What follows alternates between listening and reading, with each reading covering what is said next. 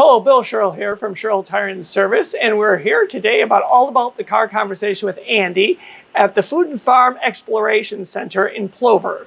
Can you first tell us a little bit about this facility? And it's not open yet, but when is it going to be open? Sure. The Food and Farm Exploration Center is a nonprofit organization with a focus all about agriculture education, and we're planning to be open in late October, early November of 2023.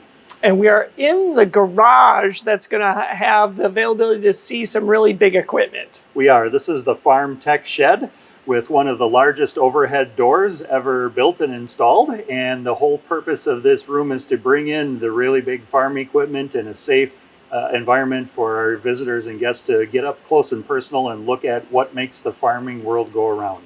So that's really exciting information. I think it's a wonderful resource, and it's going to be super cool when it's open.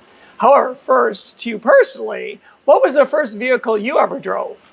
So the first vehicle I drove was probably a 1973 Ford Maverick. It was brown. I was going to ask the color. It was ugly. It was a two-door thing with really nasty tires, and it was memorable because it was a 3-speed on the tree. Oh, yeah. And it was a Ford Maverick. So if you could drive any vehicle now, what would it be? Oh, that's a great question. I am a little bit of a car guy. If I had to pick one, it would be probably the Bugatti Veyron. That is an impressive vehicle. Fantastic. Well, thank you, Andy, for sharing this, and good luck on the opening of the facility. Thank you very much. And we'll see you next time.